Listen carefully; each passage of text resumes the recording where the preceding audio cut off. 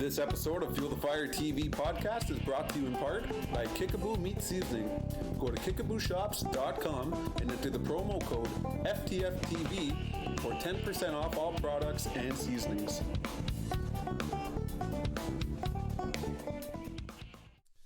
All right, welcome to the Fuel the Fire podcast. I'm here with Peter Baumgarten of Creative Island Photography, right, Peter? Correct, yes. Welcome. Thank you very much. I'm excited. It's been a long time since you've been down in this neck of the woods. It's been about 25 years since I've been to this property, yeah. And what brought you here back then? I knew your parents. Right. Yeah, and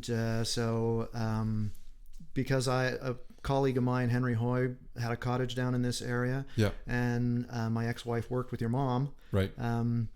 Spent a little bit of time down in this area, but it's amazing how big the island is and how many places you don't get to. You don't get to go back. Or go back to, right? And so I'd actually kind of forgotten that this little corner of the island even existed. Right. And of course I live on the east end of the island, so I don't even get out to this part of the island all that often, right? You know, unless I'm coming out here for a specific reason, and today was a very specific reason. So good to be back out here. Absolutely, and we're super excited to have you here. And when Jess and I first talked about and we're creating our lists of who do we want to have on our podcast, your name came up right away for the work you do in terms of just how awesome of pictures you take. Thank you. For the website and for Olympus, right? Correct. That's who one of your sponsors is, or yes. your main sponsor. Yeah. So Peter, I know Peter not only through my parents, but also he was a colleague of mine when we worked at Wassiaben High School. I was only there for a year in Wiki, and Peter was a teacher there as well. And you taught science. What did you teach there? So when you were there, I was actually teaching at the elementary school. At the elementary school, that's right. You had moved there after. Right. And I believe you were part of the interview process for me moving up to the high school. For quite a few years, I thought, even though I'm a qualified high school teacher, I really was unsure about moving up to the high school after 13, 14 years teaching elementary. So I remember sitting in your office at that time and also speaking with your wife, Diane, right, about moving up to the high school. And so I came in, I don't even remember what year that was now. Would have been in 2004 probably. Okay. Yeah. But yeah, I moved up to the high school, and after about one day there, I realized this is exactly where I wanted to be. Right. Loved teaching there. Was teaching the science courses primarily in the first few years, grade 9 general science, grade 10 general science, but then started teaching chemistry and bio at the senior levels. But under with the support of a subsequent principal, I proposed that I bring in some photography and graphic design courses, and so I finished off my career there teaching sciences and photography and graphic design. Now you're retired completely from education, from teaching? Well, I retired from Wiki 2 years ago, and I am no longer sort of teaching full time. I do teach at Nipissing University. Right. Every summer. I've been doing that now for 24 years. And that's in the ATEP course? In the ATEP course, correct, yeah. So I've taught science there and computers. Now I'm just doing a computer course. But I leave tomorrow, go there for 2 weeks, and it keeps me sort of in education, but right, not on a full-time basis anymore. And for those of you not in education circles, us teachers love the acronyms and stuff like that. So ATEP is the Aboriginal Teachers Education Program. Correct. It's a way to get your certification to teach in the primary and junior divisions, and you go through one of the accredited universities in order to get that.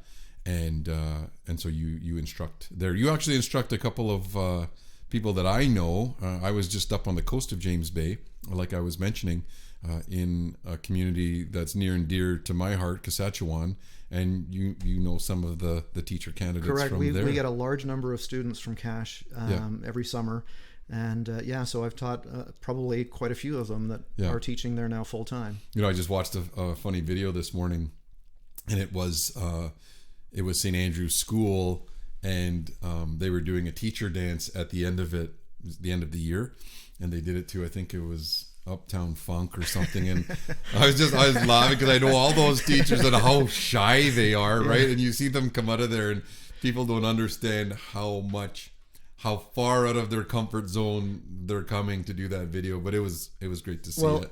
Even in that program, we've got an amazing teacher who does a drama component to it, and I can see some of those students sitting in one of the lecture halls. We have something called messages every Wednesday, right.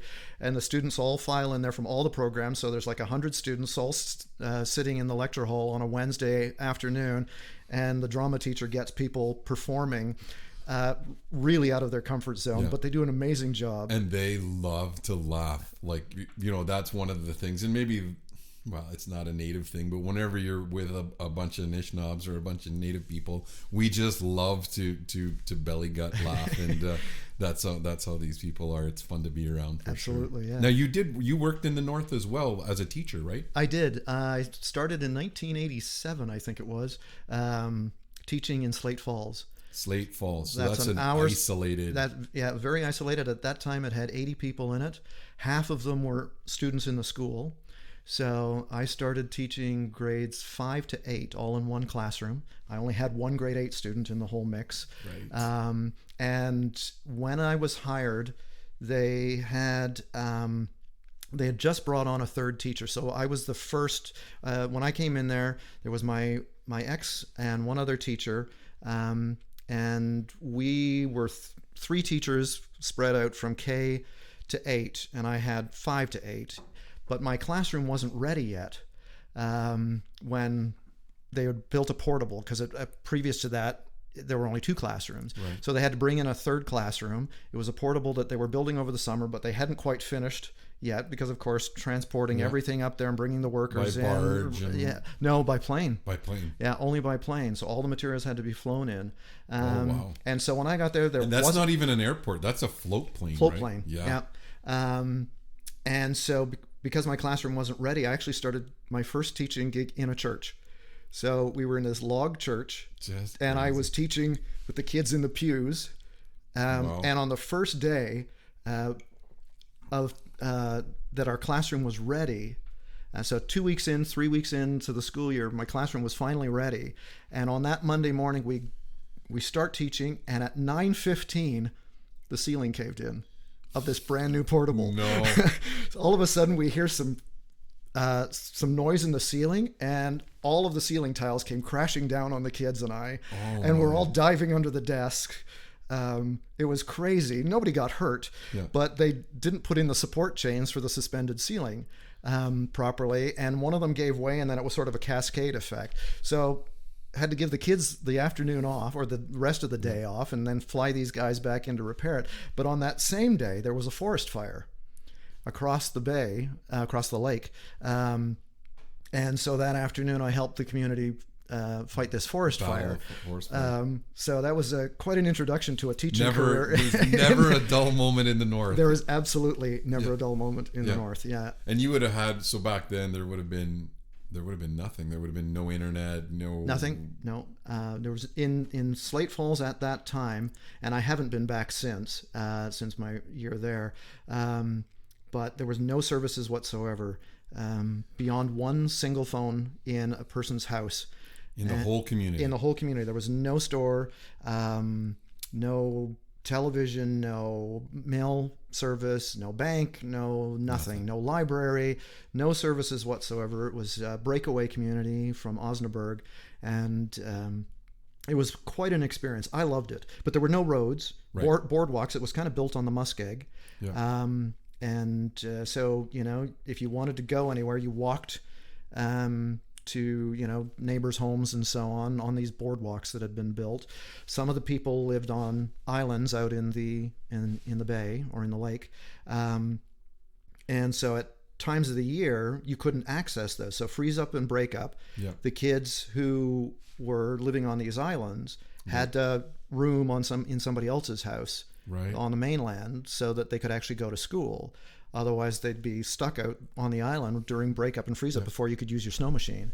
And during that year, we had a particularly long freeze up, and it was about a month before a plane could land on the ice. But it was the most amazing experience because we had cold weather with no snow. And so the ice froze solid, but only to about 2 or 3 inches, which was enough to support a person.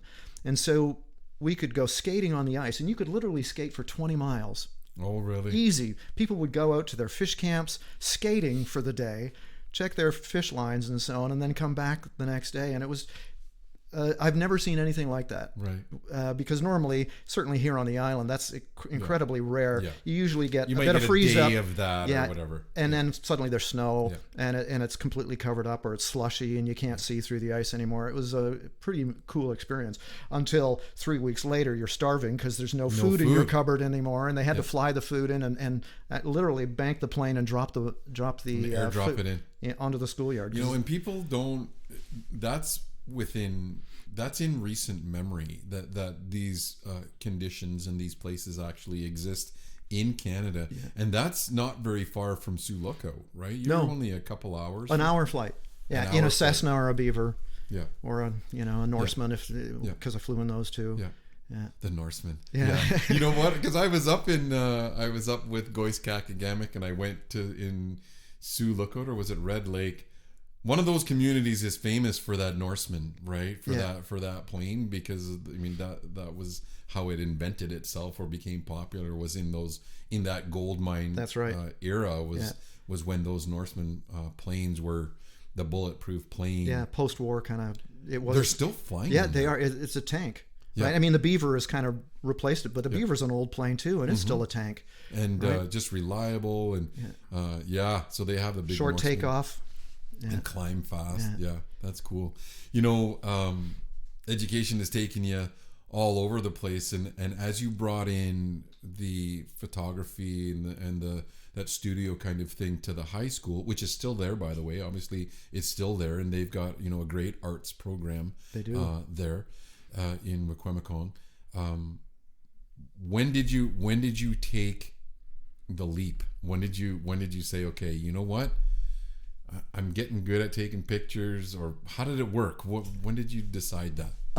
To bring it into the high school? Once it was there, right?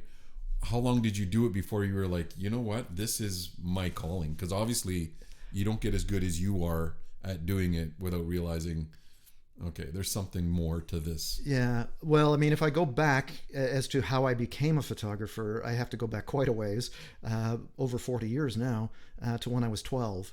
And I got my first summer job. I grew up in Sauble Beach, at the base of the Bruce. And I was at 12 years old, I got a summer job working in a takeout restaurant, flipping hamburgers and making French fries.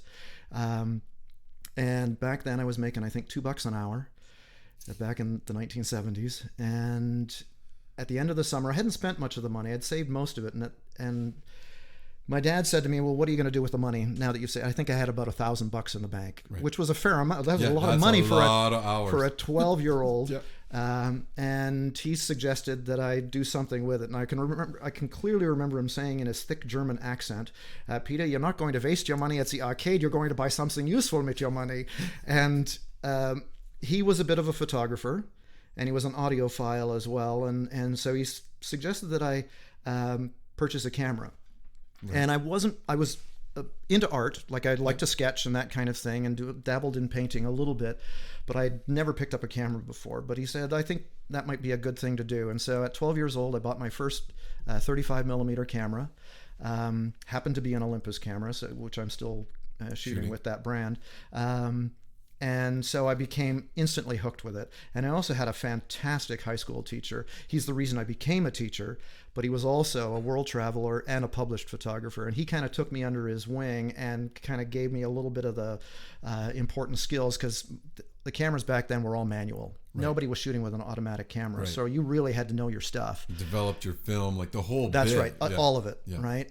You really had to get dirty with the if you wanted to take anything of value, but of course you didn't get instant gratification like you do now. You shot the roll of film, and either you developed it yourself or you sent it away, and 2 weeks later you got it in the mail, and you went through all of them and you realized that 99% of them sucked.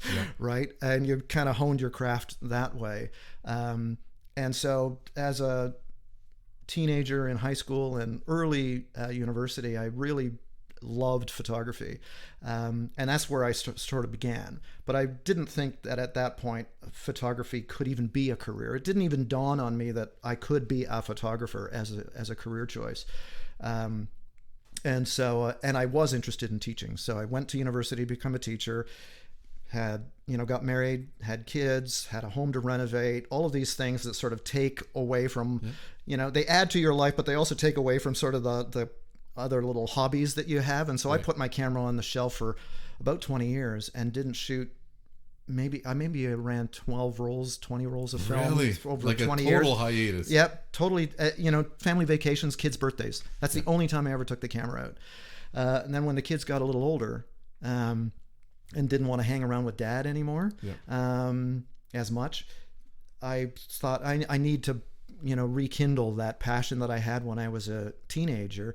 And I bought my first digital camera and started to get used to it again, but I'd forgotten so much about photography. Anyway, trying to make this story a little shorter, I kind of dabbled in it a little bit, and it was, I think it was around 2006 where I was starting to get a little better at photography, and I was starting to print my work, and I would give it as Christmas gifts and birthday gifts and that kind of stuff. And a couple of friends of mine and my wife said, I think your stuff is pretty good. Why don't you enter it into contest or something? Well, it wasn't contest so much. It was every year on the island we've got the art tour. Right. Third week of July, I think it is. And so I had my first art tour show back in 2006, 2007, somewhere in there. And suddenly people that I didn't know were buying my work. And as an artist, that feels really good, right? That's really, quite an experience where strangers are actually telling you your work is good, because of course friends and family will tell you. It's expected. Exactly, right? And so people were starting to sell my work, or buy my work rather, and then I was entering it, putting it in online. So I did enter into a few Canadian Geographic contests and was recognized there. I was published in a few magazines, but then Olympus found my work online on one particularly large website, kind of like Flickr. And then they reached out to me in 2014. And so since then I've been affiliated with that company, and but officially that's actually been your start, right? That Olympus was your that's when I sort of realized, well, maybe it is time to become a little bit more professional. And I was still teaching at that time. And so I approached the principal and brought in the courses in Wiki, and the Wiki board supported it 100%. They gave me $50,000, and we were able to buy a whole set of cameras for the kids, a whole set of computers, the software to go with it, and developed some photography courses and graphic design courses. But it was a real challenge to sort of make that leap to bring it into my workplace. Because up to that point, photography was a hobby.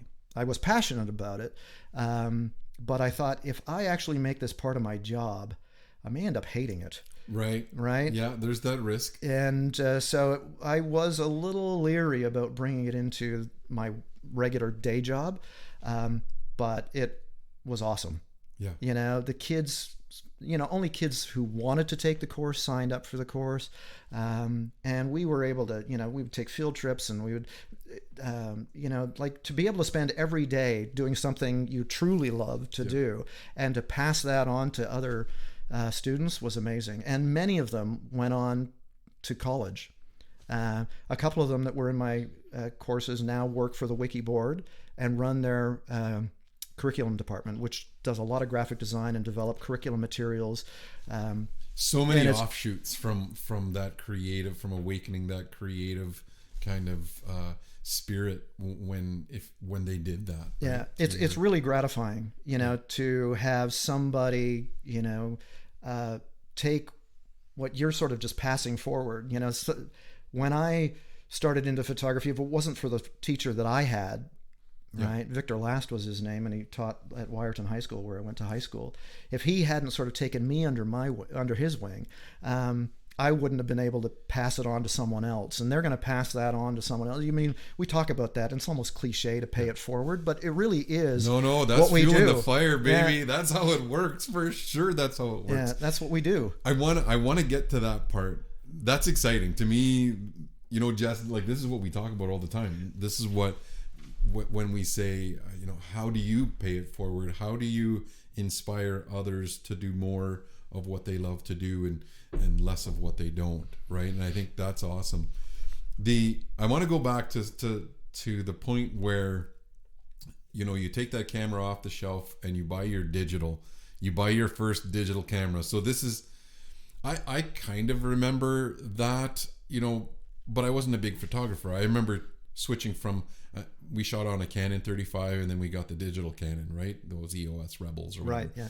And I remember what I thought, but what did you think as someone who knew the whole process, and now you've got that instant gratification? What was that thought process like, where you were like, man, what? How is this possible? Well, I do remember buying my first camera, and again, I was not pro at that point, and I was just getting back into it, but that first digital camera was a point and shoot. There was no way this was in 2000, there was no way that I could afford to get a professional level digital camera at that time. They were priced way out of the market. Yeah. So I spent $1,200 on a 3 megapixel point and shoot with 3 megapixels. 3 megapixels. And it was still awesome. And it was absolutely awesome, right? But it didn't have the power, it didn't have the control that I had been used to. So it was great to be able to just look at the back screen and see it, and I began developing my skills in the digital darkroom, photoshopping and that kind of stuff. So that was really, really eye-opening as to what you could do with your gear.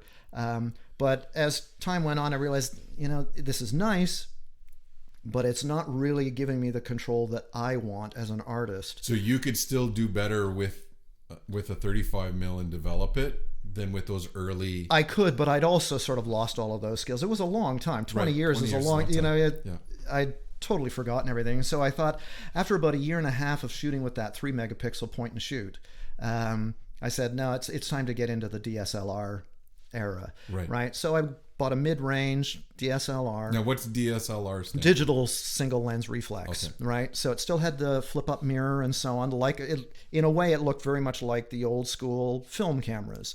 Right. Had the removable lenses on it and so on.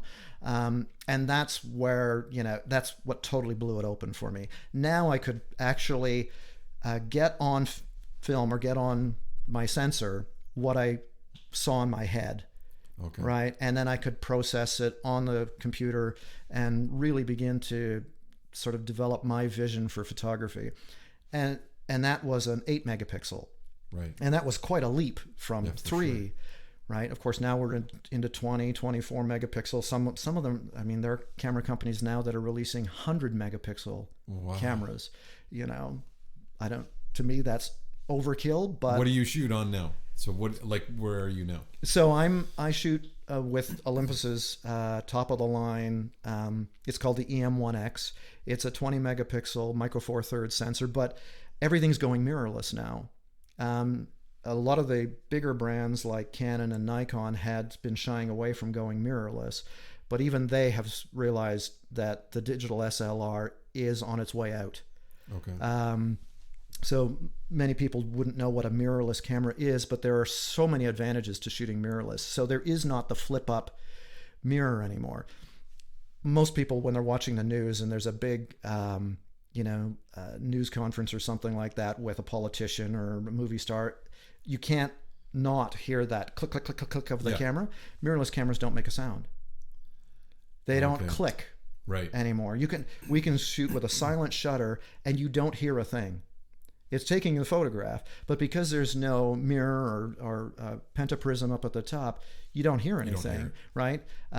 You can still hear the mechanical shutter flicking open, but it's so quiet. I didn't bring my cameras up here, but I could show you that. Yeah, I know what you mean. You hear it, especially that's a good example with the news, because it's just like it is that it's almost irritating. It's just click. Well, 10 years from now, at those kinds of events, you won't hear it anymore. because everyone will have gone, all the reporters will have gone to mirrorless. You know, there might be a few old school people who will still have it, but they will stand out like a sore thumb when their cameras are making. Yeah, exactly.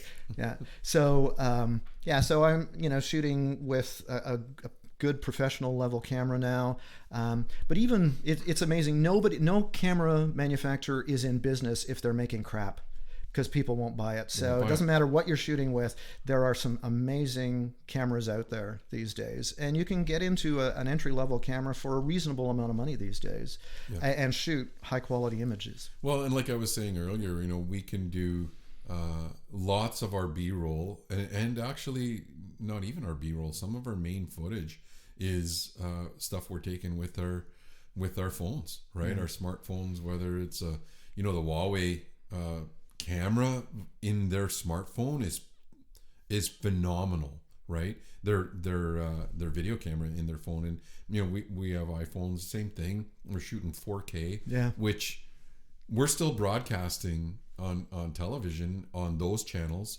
One of our channels is still standard, and we're shooting in 4K, right? And then we're dumbing it down to of course, because 4K has so much more data than they can possibly use. Can hold. Yeah. I don't shoot photos with my phone. I know that I've seen some good images from it, but I need more control than that. Yeah, for sure. Right, and I just don't get it with a phone. But certainly the video quality is awesome. It's great. Yeah. Now, some of your pictures, like I know you were, when I was talking to Christiana, your wife, and I very rarely say Christiana. I always say Christiana Jones. I don't know why that is. Christiana was one of my bosses back in the day when I was a summer student. So I'd walk into the office and she'd say, Neil Dabosky. But anyway, that's who, when I was talking to Christiana Jones, that's what she said. She said, you better get a hold of him now because he's taken off, right? He's doing the ATEP thing, teaching in Nipissing, and then she didn't even know where you were going. She says it's either Arizona or Texas, or I don't know where it was. But what are you going to do after the Nipissing? You have a big gig coming up. I do. So, my calendar is filling up pretty quick, or has filled up. So tomorrow I leave for Nipissing, and normally that's a 2-week program. It runs for 6 weeks, but it runs in 2-week blocks. Right. So I usually teach for the first 2 weeks. But I had to cut that short. I thought perhaps I wouldn't even be able to do it because a year ago I was booked for a conference in Massachusetts, so just outside of Boston. And so I'm going there for 4 days, doing 4 presentations and 1 workshop at the New England, it's called NECCC. There's 3 C's, and I can never remember what the 3 C's are. But so I'm off to Boston for 4 days there, doing some outdoor photography workshops, astrophotography, one on macro photography and that kind of thing. Then I come back here for about a week and a half. And yesterday I found out where I'm going at the end of the month. So there's a company that runs out of Seattle called Creative Live, and you may know them. A lot of people wouldn't, but they do online courses for photographers and videographers, and they are well established. They have millions of followers, millions of subscribers to their content, and they reached out and asked if I would be interested in doing an astrophotography course online. So they're sending a film crew down to Joshua Tree National Park in California. And so that's where I'm going to go and do a teach to camera online course with them. And so we're going to go out and scout some locations a couple of days ahead of time. And then the cameras will be rolling, and I will teach how to do astrophotography for the novice photographer, right? They might be a landscape photographer who has lots of experience in that, but they want to broaden their horizons and go into astrophotography, night sky stuff. And so gonna go there for 3 days, and hopefully at that time of the year it'll be hot, but there will be clear skies. And that's what we need. That's why we want to do it there. And so we'll be out, all night shooting footage, and capturing the Milky Way and doing some star trail stuff, and so that's exciting.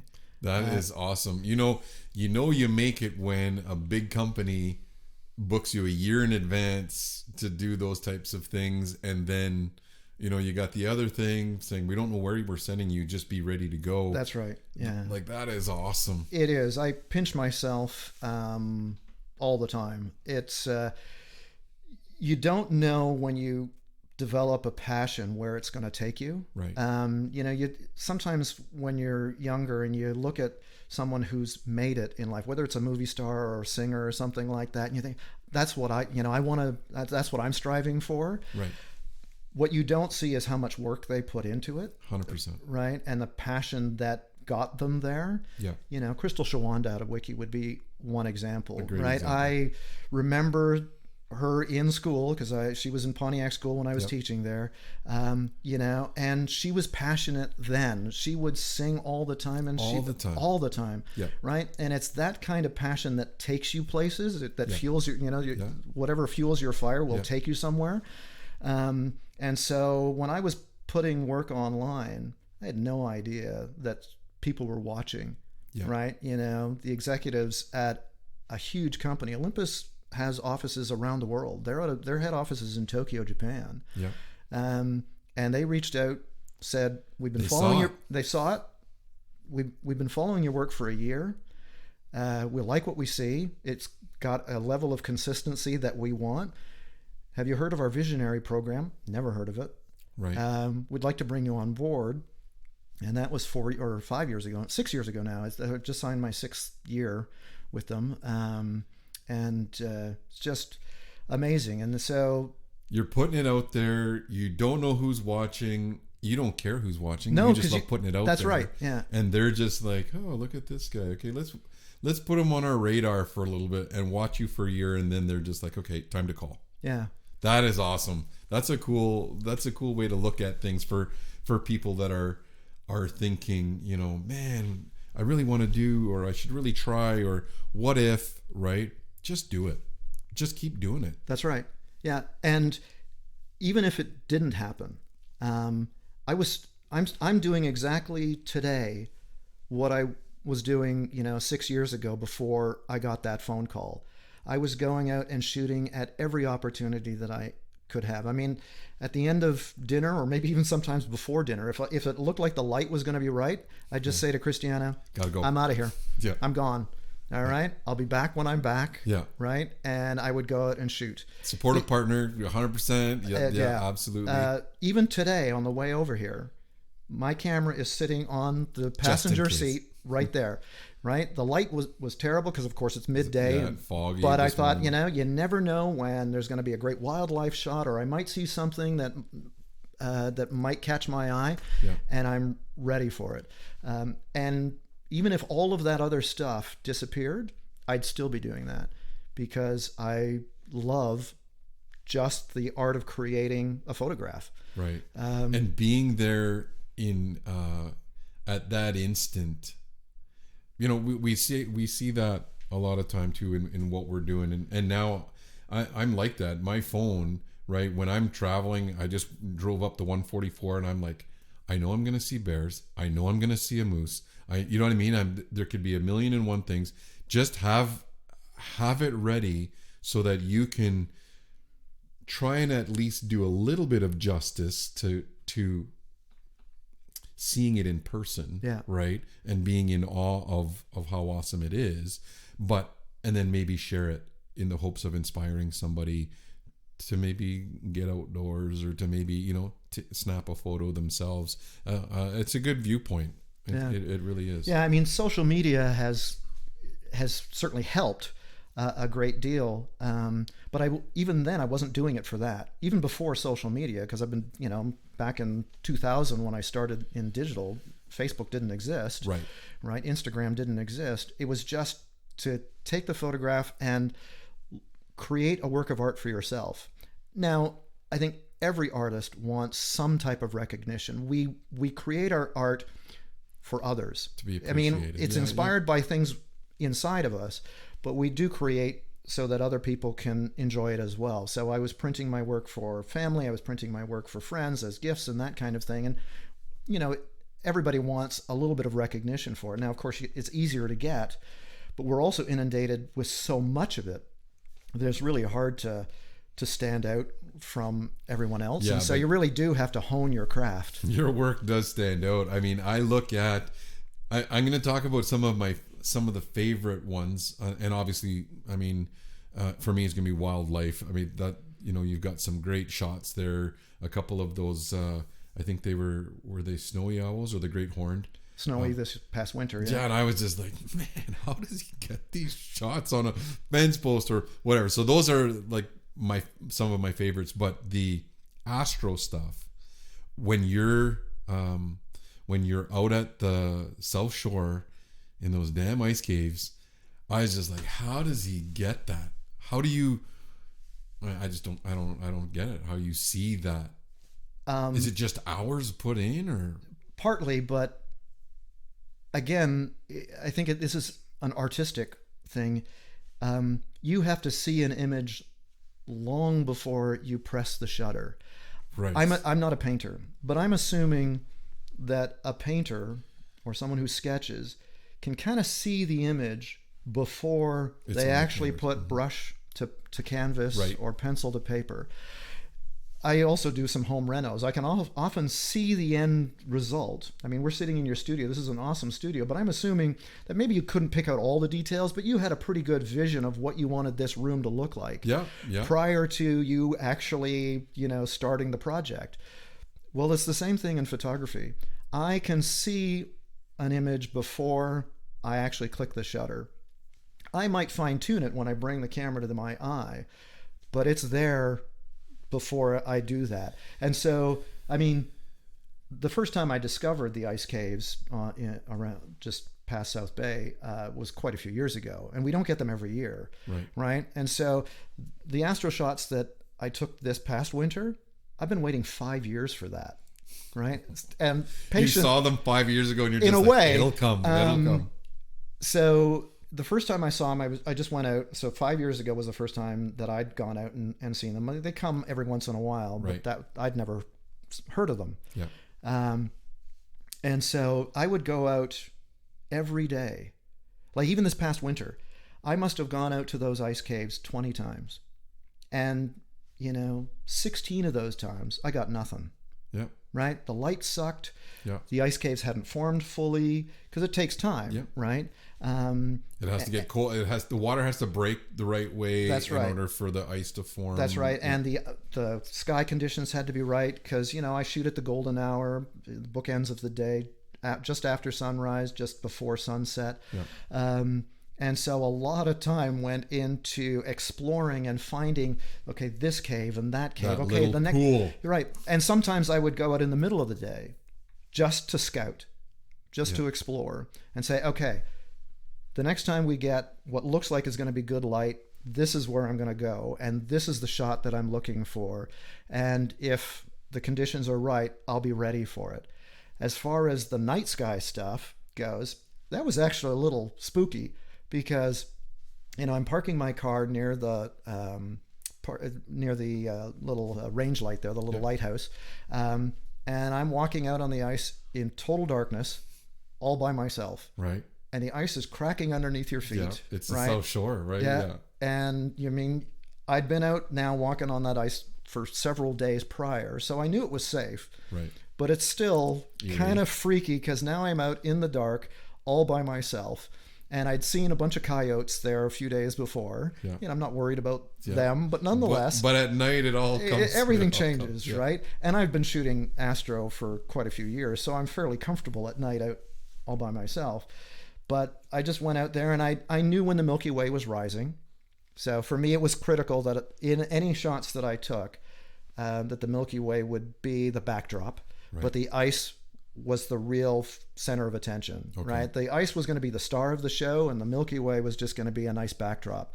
And so again, I'd gone out the day before, looked around and said, okay, so the Milky Way is going to be rising about over here at around 3 a.m. because it's just rising at that time of the year. There's a whole science behind, knowing when and where the Milky Way is going to be, because it's not the same every night. And during different times of the year, it changes. And then I look at this ice feature and say, okay, well, that might work and this one might work. And then I would just go out and try to shoot. And of course, trying to compose a shot in the dark is a challenge.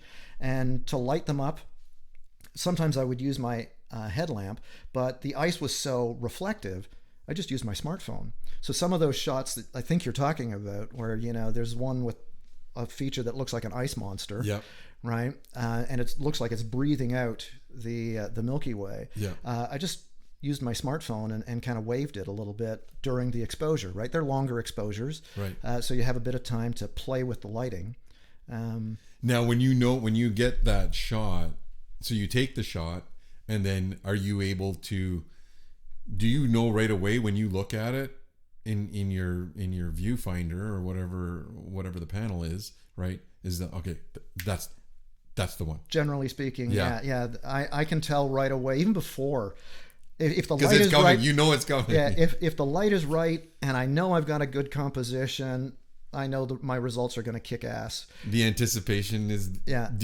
Can you feel that anticipation Oh yeah, coming? yeah. 'Cause There is nothing like the adrenaline and the high of getting it right. I said that one time. Actually, it was every once in a while I'll shoot something to like Ontario Out of Doors. It'll be a picture that you know that I take, or that I'm out in the field and part of the video, and there would be a few times where I said, you know what, the anticipation of being out here, because it's the same thing. We go, you're out in the field and you don't harvest. You harvest once, right? You're out there 50 times before that moment of truth. But the anticipation is it's about, like, this is it. Everything is becoming perfect. I just need one more thing to happen, right? And Yeah. I would be so excited, almost too excited, right? I was like, I'm not going to be able to pull this off if I don't settle my adrenaline down. That's right. Yeah. Right. Yeah. And then if it does, it does. And if it doesn't, sometimes it didn't. But man, that adrenaline fix of the anticipation, it just is rewarding in itself. Absolutely. As a matter of fact, when I go out and shoot, I'm not disappointed if I don't get a shot. Yeah. If I don't get a killer shot, I'm elated if I do. Yeah. And, you know, I often expect that I will. But I'm out there just for the experience. Yeah. You know, like I was saying earlier, if it wasn't for sort of the recognition that I've gotten from, you know, Olympus and other companies and publications and so on, that would be disappointing, but it's not the reason I'm doing it. Right. I'm doing it because I love being out there. It gives me a connection to the outdoors that I absolutely love and kind of feeds my soul. But that's what I live for. And if I can get a killer shot out of it, It's all icing. the better. It's icing on the cake. Right? Yeah. But I just love being out there and exploring. Now, as a photographer, I know, like, you know, Jess fishes a lot, and you know, we hunt a lot, and we all have our favorites, you know, as far as, I mean, it's pretty close. It's a close second lots of times, but do you have we'll start with a favorite place to shoot, or were you just like, man, I love going back? I'm sure you see lots of cool places, but is there a favorite place that you have to shoot? Yes. Well, the island is amazing. The island to is shoot. amazing. 100%. The island is absolutely amazing to shoot. But on the island, I suppose often it's just down below my house, right? So I live in Manitowoc. I live right on the bay. So from my front window, I've got a beautiful view of the bay. Yeah. And there are times where the light is perfect and there's nowhere else to get to in order to capture it. If I drive anywhere, it'll be gone. Yep. Right. And so I just run down to the bay and try to frame a shot. Even I've got hundreds of shots, maybe thousands, taken of Manitowoc Bay, and every one of them is different because the light is different, and I just compose it slightly differently so that it doesn't look like a shot that I took a week ago. Right. But beyond that, I would have to say that there are probably three places that I absolutely love shooting here on the island. One would be South Bay. Right. South Bay Mount is just, it's absolutely gorgeous there. But I usually do that in the winter. I hardly ever go there at this time of the year. The sun is not lined up properly. It's all of that stuff that you discover, right? And so that's my winter go-to place, or maybe late fall. Okay. After August, I'll start going there. Providence Bay is absolutely gorgeous. Right. Yeah. And a nice variety. You've got the beach if you want sort of a sandy look, a bit more wide open, but then you've got that beautiful rocky shoreline just past the marina, which is absolutely amazing to shoot at. And then my third one would be at our camp in Bay Fin. Yeah. Right. So that's off the island. Bay Fin. It's 4 billion year old mountains. Yeah. Right? Yeah. And so I love going there. Every summer for the last few, I kayaked down. Yeah. So it's a bit of a trek to kayak all that way in, but spend like down to the pool even? Yeah, down. Oh, that's where our camp is. Oh, your camp is right in the pool? Yeah, so we're right beside Evinrude's. That's your camp? Yeah, that's our camp. Oh, wow, I did not know that. Yeah, well, now I can just go and hang out on the porch you every can, time I'm absolutely, down there. Yeah, absolutely you can. So that camp has been in Christiana's family since 1929.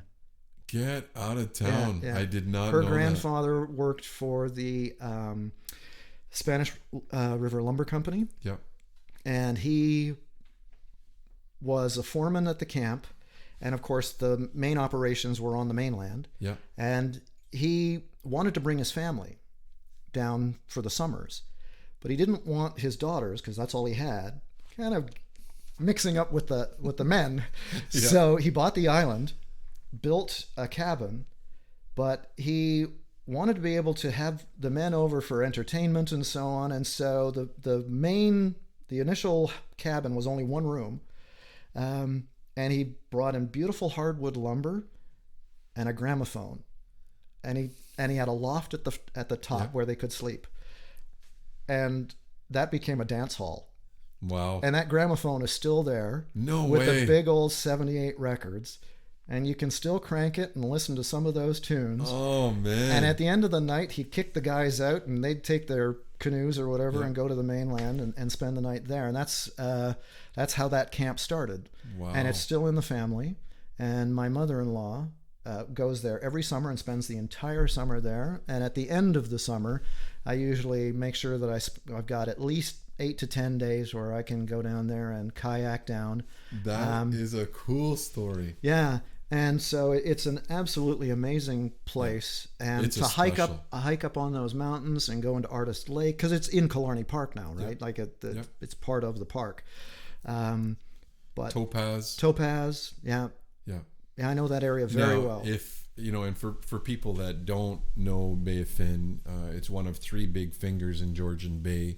You've got McGregor Bay and you've got Fraser Bay, which then has that little finger into Bay of Fin, and then you've got Killarney. Right. And it's at the base of the La Cloche foothills, which at one point 4 billion years ago were higher than the Himalayas. That's right. They were massive. Yeah. Massive. I had the opportunity to take David Suzuki down in there. We did a fishing trip down in there, and fantastic fishing for pike and bass and muskie, the size of your boat. Yeah. The group of 7 used to frequent that. Just a great spot. Arthur Lismer was actually in the camp. I did not know that. Yeah. Why didn't I know that? I can't believe it. Yeah. We actually shot, we took a group. It was like the German, I don't know, Discovery Channel or whatever. They came to the island and they did a big 1-hour special about life on the Great Lakes. And we took the crew down there, and it was actually what inspired me to get, to add the drone footage to our TV show, was because they had, they're walking around our boat with hundreds of thousands of dollars of camera gear, right, on their shoulder, like to try to get these shots in the boat. Right. I'm just like, don't fall in the water. Yeah. He's not watching, right? He's got this big $80,000 lens. But they did this one shot of Nano and I just casting, with the drone coming up. It's a magic spot. It is. Right. It really is a magic spot. And your pictures from there are magical as well. Thank you. Okay, so that's some of your favorite spots. What about favorite topics to shoot, or favorite what do you like to shoot? So primarily I love shooting landscape. Yeah. All right. A quick story. I remember I remember reading an article. I don't remember quotes very often, but this one really stood out. So Outdoor Photographer is a huge publication for landscape photographers. I'm familiar with that. So I picked up an issue quite a few years ago, and George Lepp is one of their frequent contributors to that. And he wrote an article on how to make it in photography, right? How to become recognized in photography.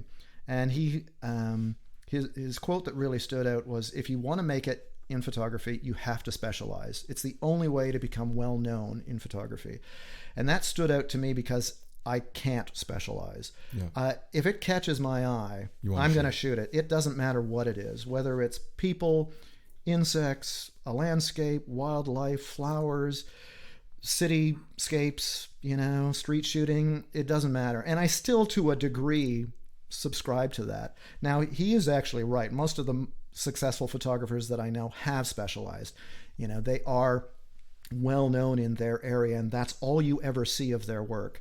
Right? I know people who are National Geographic photographers, who are amazing wildlife photographers, portrait photographers. We have them in our group as Olympus Visionaries. They're just amazing people.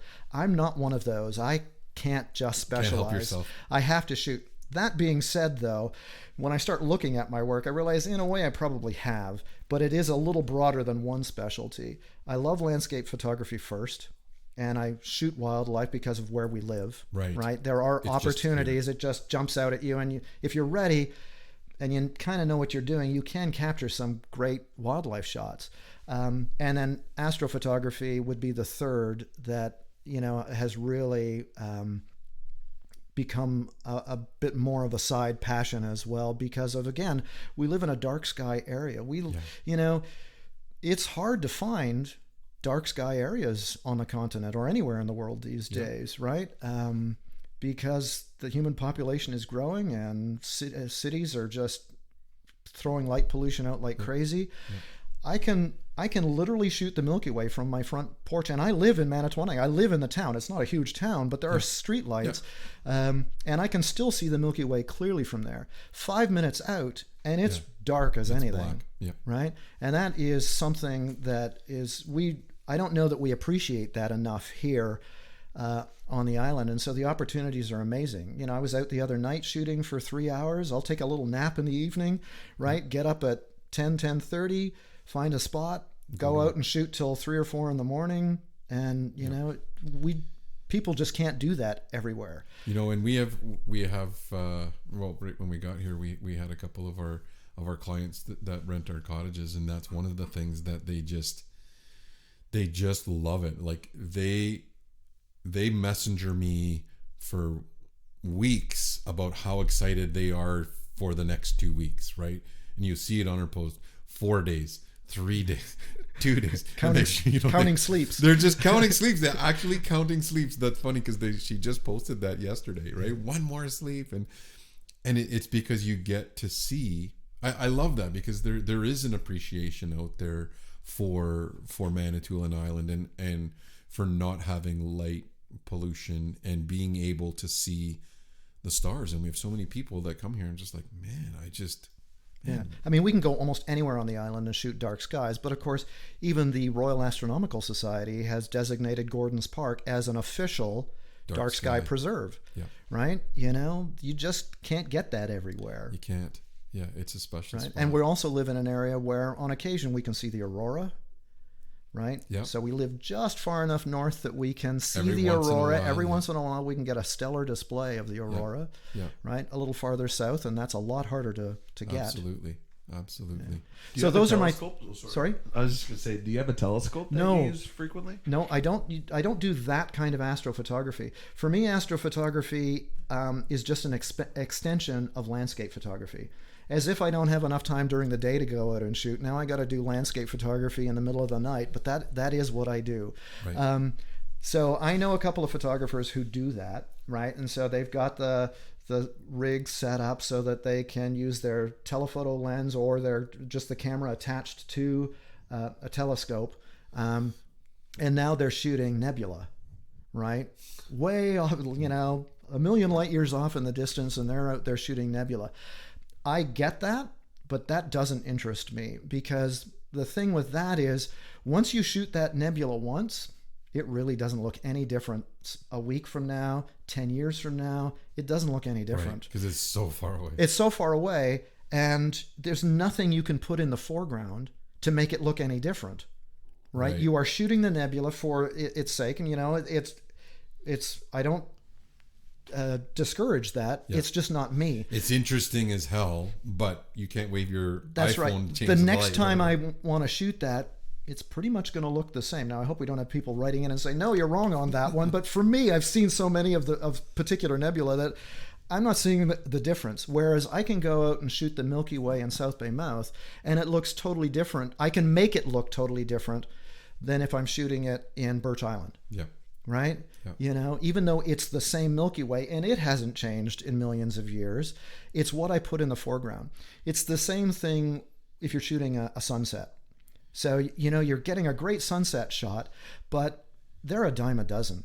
Yep. If you don't do something different in the foreground, your shot's not going to stand out. Right. Right? You have to put something in the foreground. Think of it as just the backdrop. A great sunset or a great sunrise is just the backdrop for what you're putting in the foreground. Right? So whatever subject you're putting close to you or however you're framing the shot, and it doesn't even have to be them. It just has to be there, right? Like there's even the art of that. That's right. It doesn't have to be the first thing you see, but no. Once you look at the picture, it's like, holy crap. Yeah. So the colors might pop and they might stand out, but you're forcing the viewer to look at something else. A seashell on the beach, right? An old ragged tree that, all gnarled branches, a dock with a canoe on it, or something that is now the real focal point of your subject. It's the biggest thing that I try to get across to my photography students. And I'm not talking high school photography students anymore. I'm talking some of the courses and seminars that I teach. You've really got to focus on what you're putting in your foreground, and what is your key subject going to be that you want the viewer to look at. Right. And for me, it's the same thing in astrophotography. So what am I going to do to make that Milky Way look a little different and stand out? Ice cave this day. That's right. Yeah, I get it. So the other day it was some of the really nice spruce trees that were down on the shore of South Bay, right? And that's what I used. As a focus. So that's the challenge then, is how do I go out and create a different image using the same old backdrop? Right. Okay, right. I get it. I do get that now. It kind of makes a little bit of sense in terms of and maybe that's the allure, maybe that's the draw of your pictures is because I never thought of it that way. I always just think, man, that's a great sunset in there, but there's more to it. I like this one because I didn't even know that I liked that pine, or I didn't even know that was a canoe that maybe I used to ride in as a kid, or all of those little things draw you to the overall. Right. Yeah. And therein lies the art. Right. Yeah. Good for you. That's awesome. Thanks. Now, I want to talk about your courses, but I always say that we do top. I like to kind of put people on the spot a little bit and say, if you had to pick, and this is going to be hard. This is probably an impossible question, but like if there were a few of your top picks, like your favorites, not what people like, but if your top 3 your top 5, or what are some of the pictures that you've taken? Jess and I talk about this of what episodes we like, and they're all different. Like his favorite might be way different than mine. If you had to choose and say, okay, you know what, if there were a couple of picks that that was it for me, what would they be? Yeah, the cop-out answer, and this is the one that you often hear. All my favorite. No, is my next one. Oh, a little bit of that's the cop-out question, right?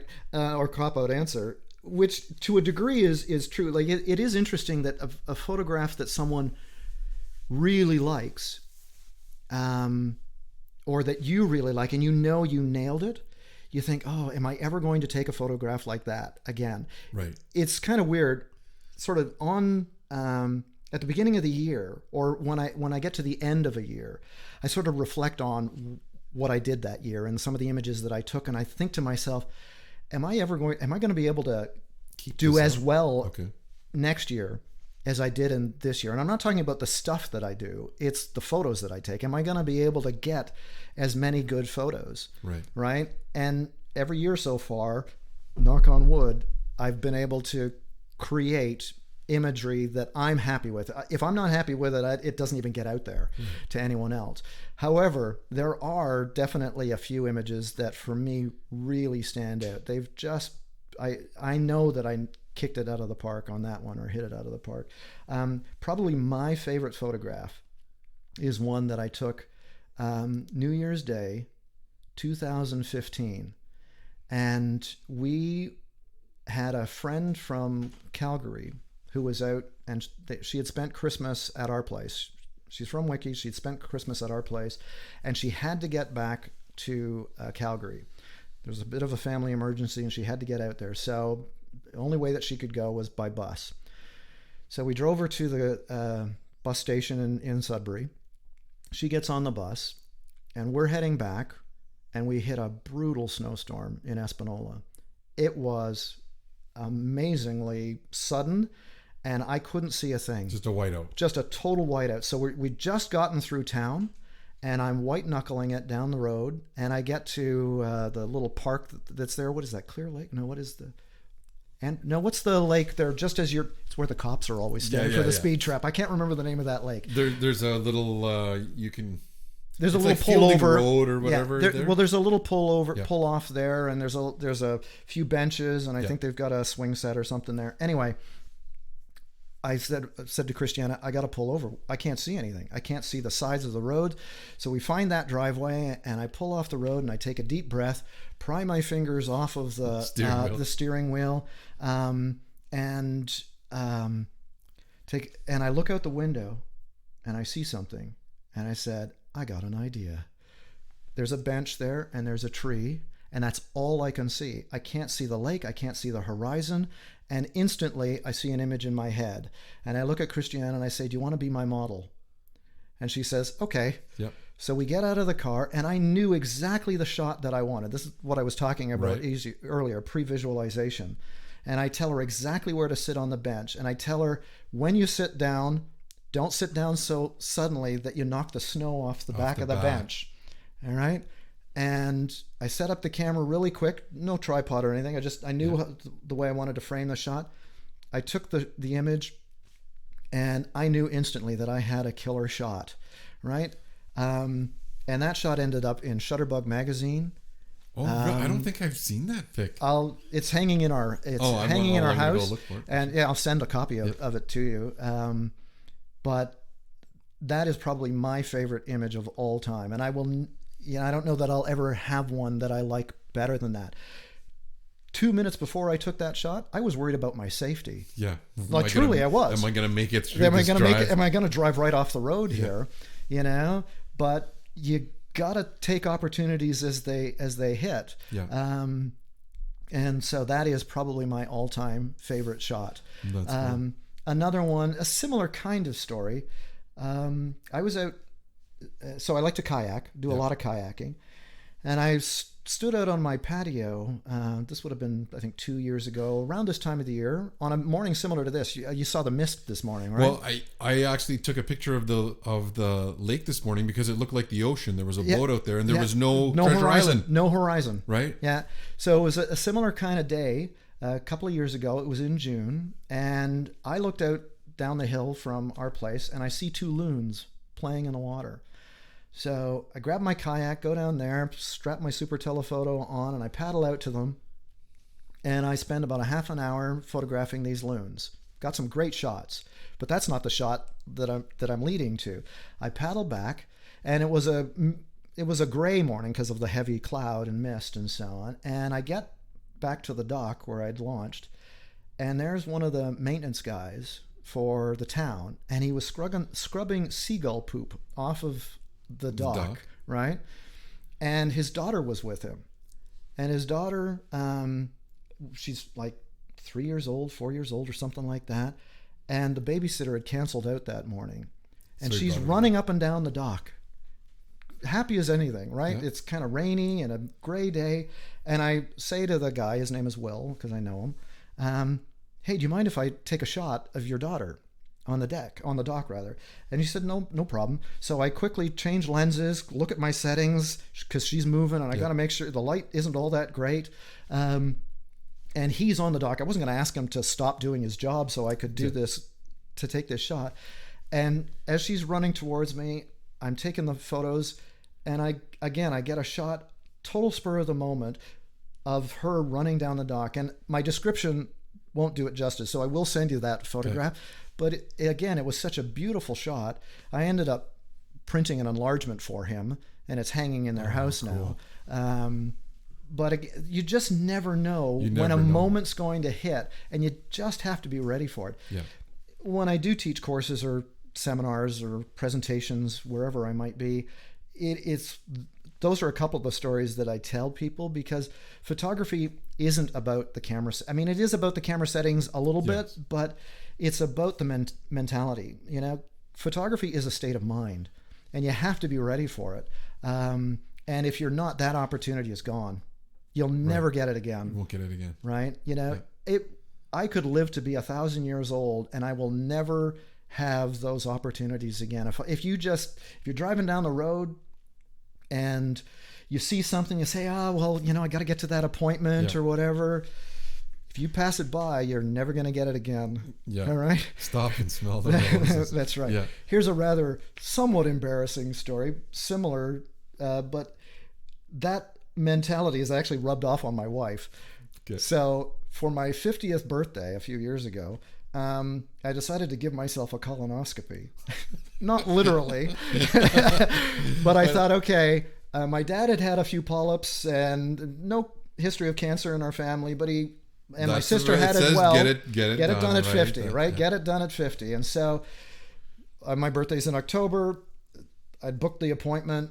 It was on that particular morning, and of course you need someone to drive with you, because you're being sedated a little bit on the way back, right? So you have to have somebody. And so I'm driving, and a beautiful mist over the fields on Highway 6, and there's a barn, beautiful sunrise. Here comes, the sun is just a glowing orange orb, and you can see the silhouette of the barn. Beautiful morning. And I thought, man, that'd be a great shot, but no, my mind's on something else right now. I'm gonna be late for my colonoscopy. That's right. I'm about to be invaded.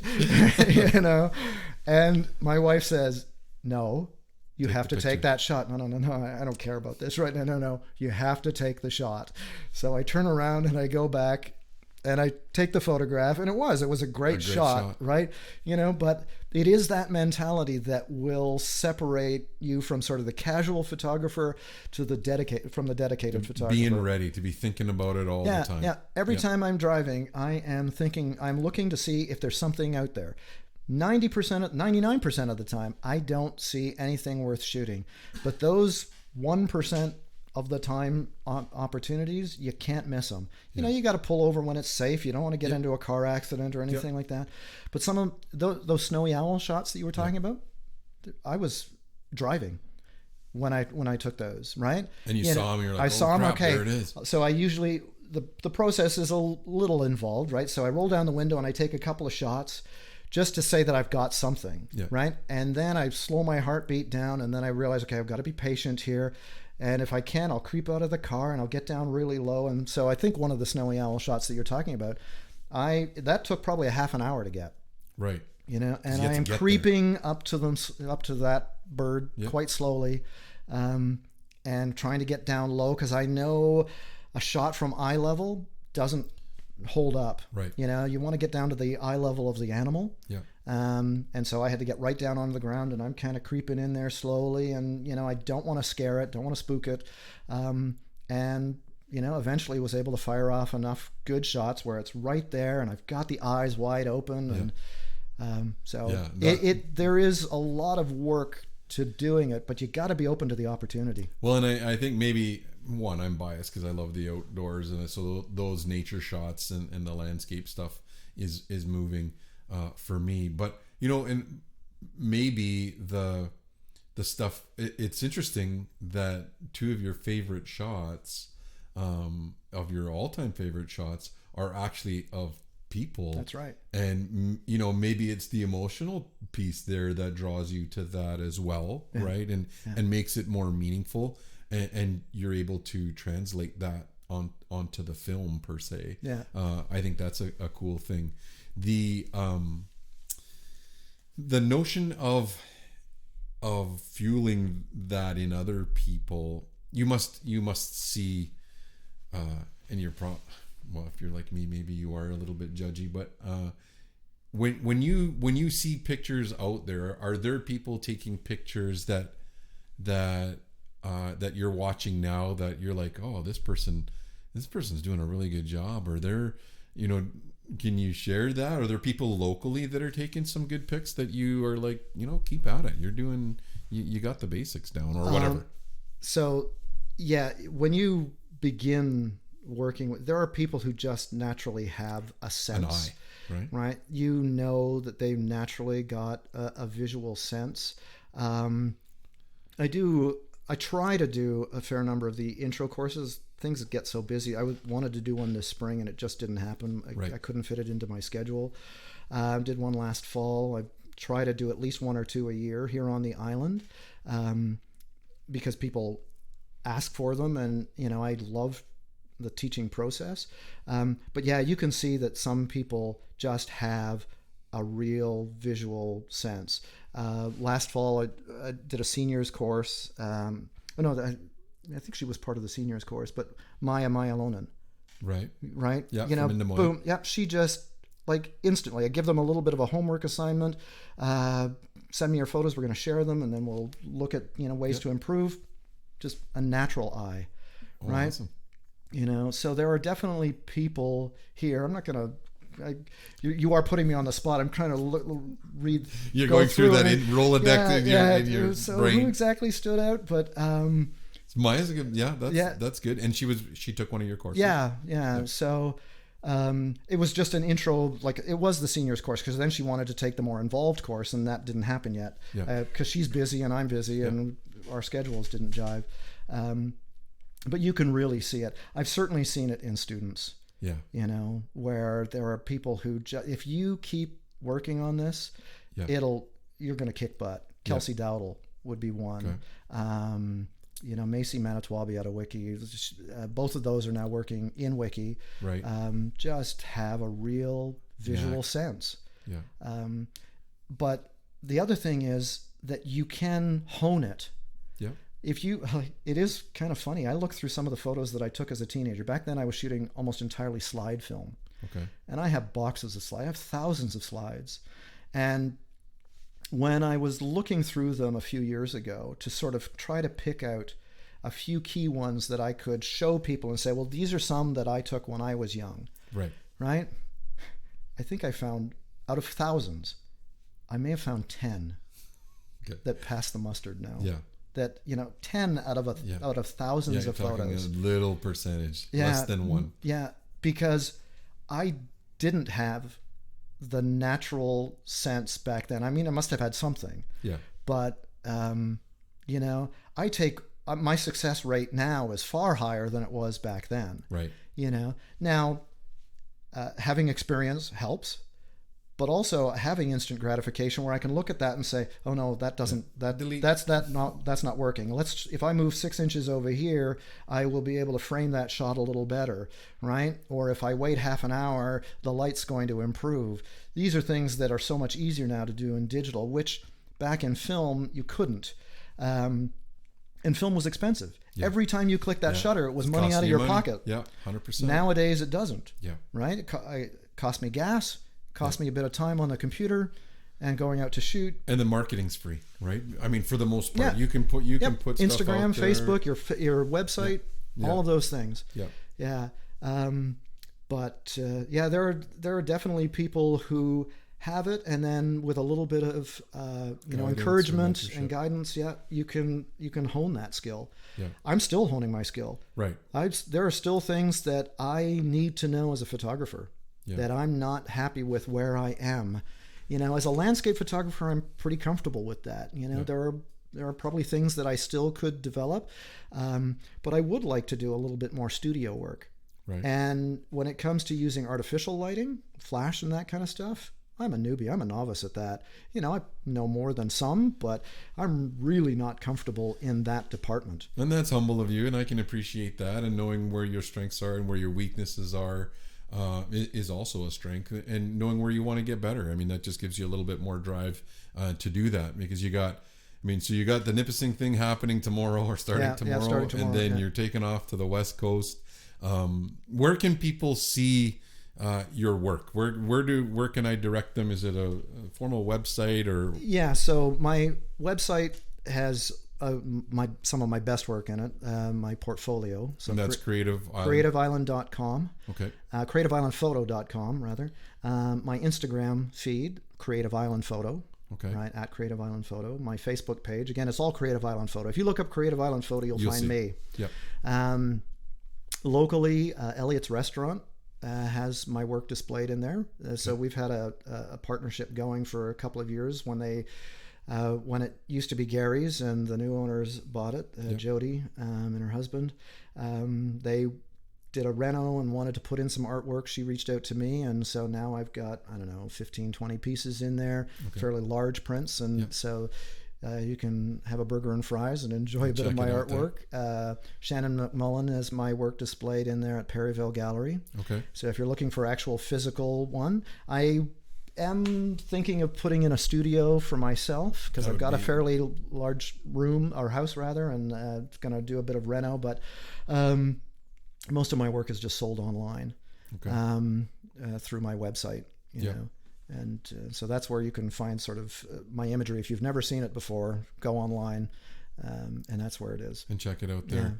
Yeah, I mean, it's inspiring. It definitely, has fueled my passion. And you were definitely a guest we had on our top 10 to make sure we wanted to promote your work, but also I knew how passionate you were and are about photography, and I'm glad you were able to take a little bit of time. I was glad we could catch you before you take off across the continent.